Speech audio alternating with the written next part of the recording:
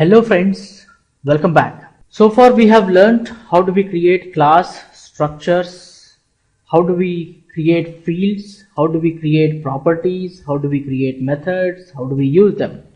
Now what we are going to do in this class is we are going to solve some problems so that we get hands-on experience with when to create field, when to create property, when to create method, right? So let's take an example of this one. We solve this first problem, which is the simplest one. There we will be making a point data structure and we create two instances, point 1 and point 2, and we are going to create the fields, the distance and the angle. The methods get distance and get angle, and we know that distance is not a property of a point. So we are not going to make a property, and angle is not a property of a point, but we are going to ask the point P1 to get the angle and the distance from itself to the another point. So that is the thing we are going to do in this class, and we get some information. Okay, so let's get started. Okay, first of all, let's take a problem. Right click, I just open with the MS Paint here. So this is a grid I'm using. Now let us take one point is at 100 and 100. Okay, this is the place we have a point, and another point is at 400, 500. Okay, this is a place there we have another point. This one is P1 instance and this one is P2 instance. So we have, let me write here its x value. X is 100. Y is 100, that we know that, and here the x is 400 and y is 500. We are going to represent the point. So let's come here to Unity. I just write everything from scratch, so it is better, people will not be having any problem. So first we are going to understand with the structure struct a point we are creating, and first I am going to create a private fields, float x and float another private field, float y. These are the fields. Of course we need to store the x and y components. Then we are going to create the properties. So public float x is going to be the property, and it has two blocks. One is setter, which sets this dot x equal to the value that we give, and another one is the getter. So we write getter here. So what is its responsibility, guys? Return this dot x. So similarly I create the y property, and its responsibility is to set the y and return the y value. So this is our structure, and we are going to create methods. So let us create a method. Public, what is its responsibility is to return the distance. So distance is going to be a float value, and the action performed by the point is gets distance. And to get the distance we are going to pass another point to it. So we pass point P2, let us take. First thing, we need to find out the x distance. So I create a temporary variable x, or I can say x dist. So x distance, I can say this dot x. I can say another point, yeah, P2 dot x minus this dot x.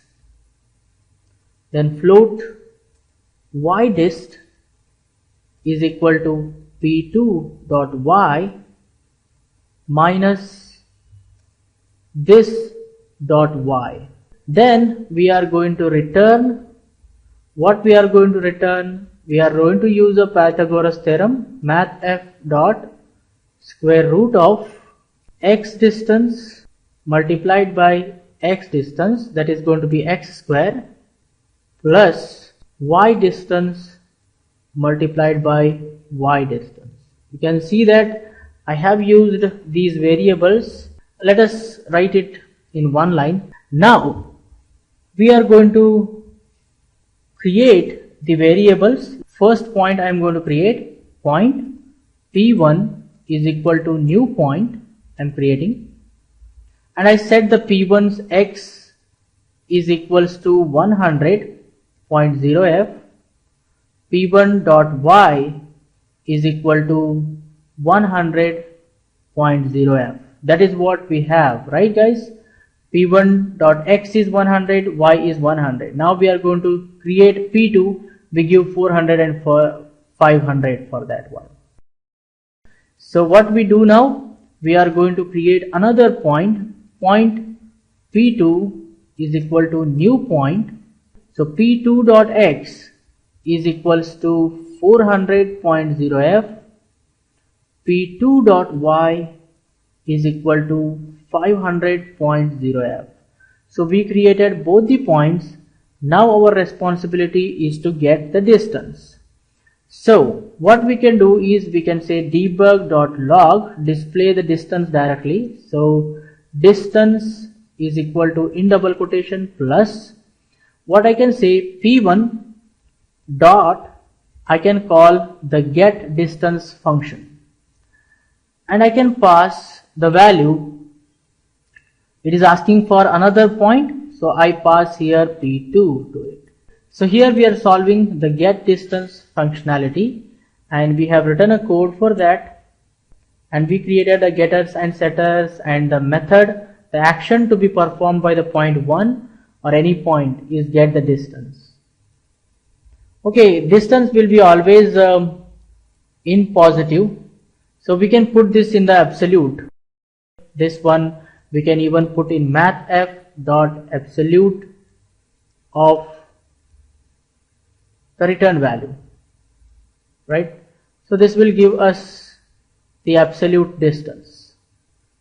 So I can save this one and run and check, and we can check it out ourselves manually also. We can calculate 400 minus 100 is you are going to get the 300, that is going to be the x distance. 500 minus 100 is a 400, that is going to be y distance. And if you remove 0 0 0 0, you will be having 3 4. Of course this distance should be 500.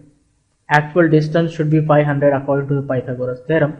So let us run and check first. If I run the code, you can see that we got the distance 500. So this is how we create the structures and methods and create these things. And you know how these codes work. You people can try yourself, or if you want I can explain step by step the code execution. I can put a breakpoint and attach a debugger. Now if I run the code, so here comes point P1. We assign the values P1x, P1y are assigned 100, 100, 100, 100. P2 I think still 0. So let us execute this step into. Now it has moved directly to the get distance function. That's no problem. So if you see, the get distance function has P2. Okay, that is a P2, and P2 is copied by the values that we have sent. The P2 values are actually 400 and 500. That will be copied to P2, and if you open the P2, you should see x is 400, y is 500, and this is, we have one extra parameter, this, right? This is actually, we have passed the address of the currently working object, the P1. So this must and should be having the value 100, 100. You can see this is having 100, y is having 100. The x distance, y distance we are going to calculate now. So x distance is 300, y distance is 400, and if you calculate the Pythagoras theorem, then you are going to get 500 returned back to us. So here comes the result on the screen, that is 500. I hope you guys have understood clearly how the code is working. We can change this to class also. So we can change this one to class and save this code and come back and let's run and check out what is happening. We got the distance 500. Now what we do, we see in MS Paint how the code is working so that you guys will not be having any doubt. Okay, so let me select this complete code, copy this and paste in MS Paint. Let us check it out how the code works. As we have a class, we will be having a stack and the heap. Of course, the start function will be on top of the stack. First, we know that the first statement is going to be executed is point p1 equal to new point.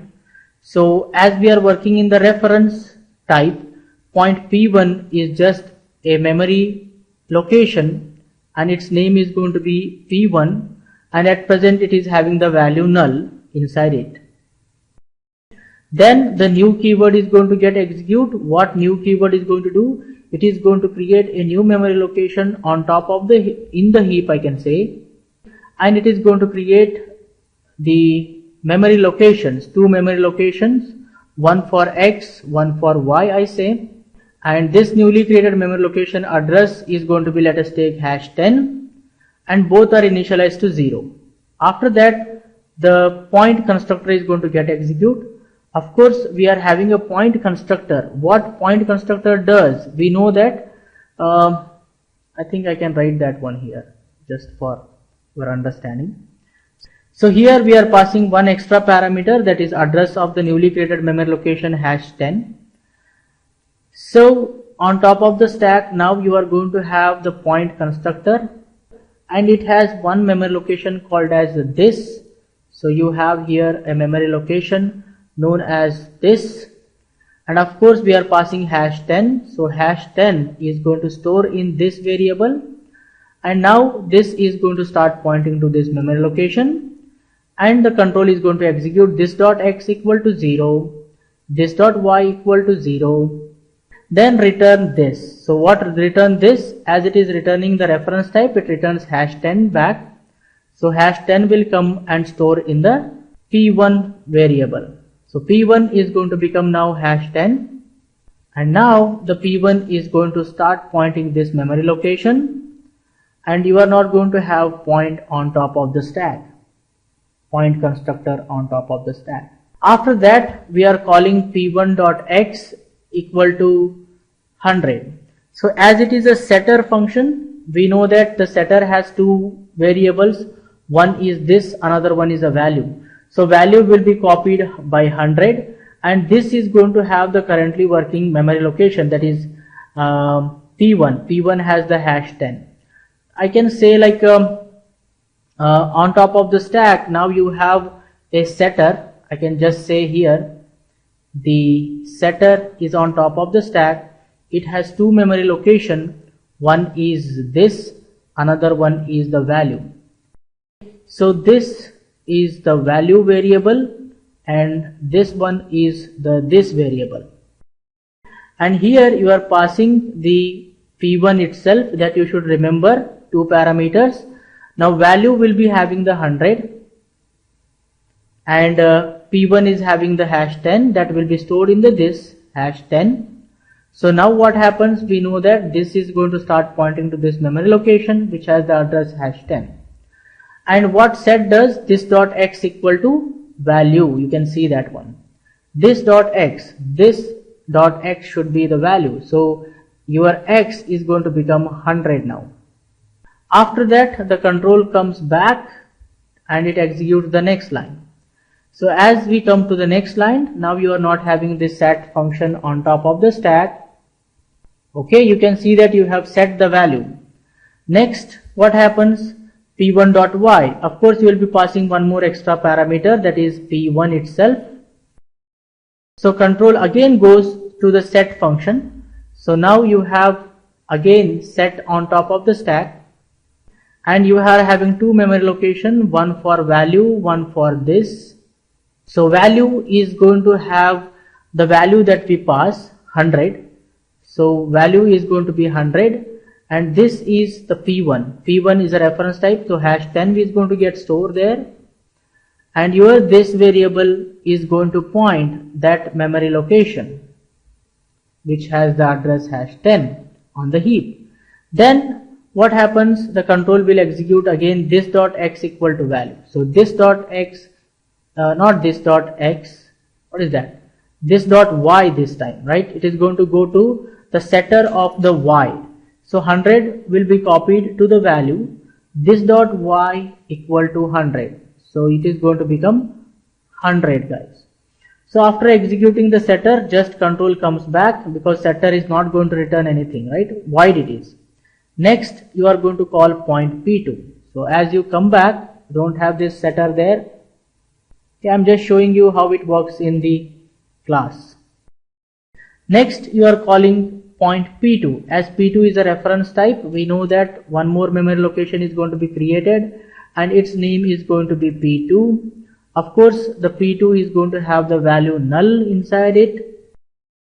Then the control is going to execute the new keyword. What new does? It create a new memory location according to the data structure.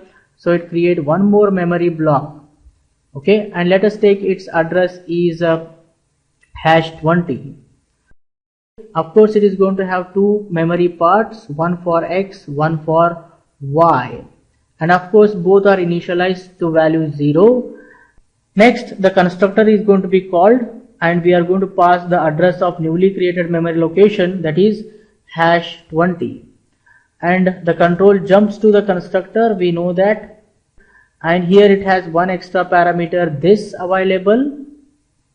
So now on top of the stack, you are having the point constructor and it has one memory location, this, and this is having the value hash 20.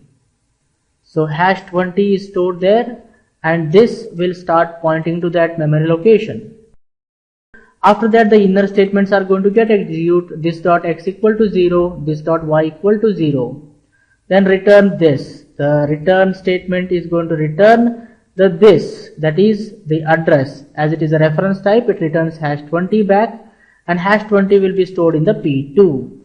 So P2 is now going to become hash 20. And once you store the address, you should remember that it will start pointing to that memory location and we will not be having this on top of the stack. Okay, now you can see that P1 and P2 are ready. Next, we are going to call, or control is going to execute P2.x equal to 400. So this time you are sending P2 itself. So what is P2, guys? P2 is hash 20. Okay, now it will go to the setter, set x. Here it will come. So now on top of the stack you have a set method or set block and it has two memory locations, one for value and one for this. And of course, value memory location is copied by the value that you have sent, 400.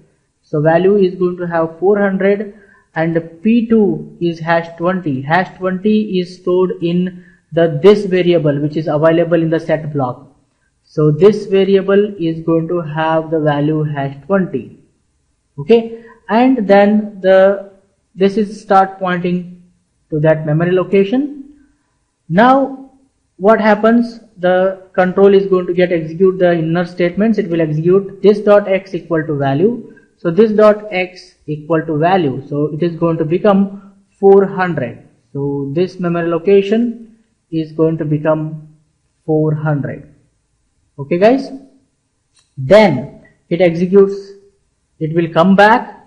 Then it executes the next statement. So once it comes back, of course, we will not be having these memory locations now on top of the stack. So as it is executing the next statement, P2.y equal to 500. So this, as you have equal to sign, it will execute the setter, set y. Okay. So here again set function is on top of the stack. You have set block is on top of the stack. It has two memory locations. One is value, one is this. And you are passing 500 that will be stored in the value variable. Okay. So this is going to have 500. Then you are passing one extra parameter. We know that is P2 itself, with which you are working. So P2 is hash 20. So hash 20 is going to store in this variable. So this one is a value and this one is this memory location, and of course that once we store the address, it will start pointing to that memory location. And here it will execute the inner statements of the set block, this dot y equal to value. So this time it is going to become 500. So this dot y is now 500, guys. After that, the control will come out of the set block. It will come to this place, and you are not going to have the setter on top of the stack. Okay. So now you can see that you have set the xy of both the points. Next you are calling p1.getDistance. So when you call that function, of course you will be passing one extra parameter, that is the object with which you are working. That is, you are using the p1 to call the getDistance. So you will be passing the p1 itself, one extra parameter. So getDistance function, it will jump to the getDistance function here. And getDistance function has one extra parameter which is going to look like this variable. So one extra parameter you will be having. Now point P2 is also reference type, point this is also reference type. So now you have getDistance function on top of the stack, and you will be having two memory location. One is P2 and one is this. So let me write here, this one is P2 and this one is this variable. And of course you are passing here P2. So P2 is what? Hash 20. It is going to have hash 20. And P1 is hash 10. That is going to be stored in this variable, hash 10. Good. And what happens now? We know that this variable is going to point this memory location, and P2 is going to point this memory location. After that, the inner statements are going to get executed. So you are going to get P2.x. What is P2.x? 400, guys. So 400 minus this dot x. This dot x is 100, you can see. 400 minus 100 is going to be 300. That is stored in the x distance. So you are having two more memory location. One is x distance, another one is y distance available. X distance and y distance. So x distance is going to become 300, which is 400 minus 100, and y distance you are going to calculate P2.y. P2.y is 500 and P1 this dot y is 100. So 500 minus 100 is going to become 400. And once you executed that, once you come back out of the control, okay, once you come back out of the control, you are going to have 500 on the screen and these memory locations are not available. Okay guys, I hope you have understood how it works with the class and how do we solve the problem, and I want you to understand yourself how it might work with the structures. I think for this class this much is enough, guys. Thank you guys. Thank you very much. Keep learning, keep coding.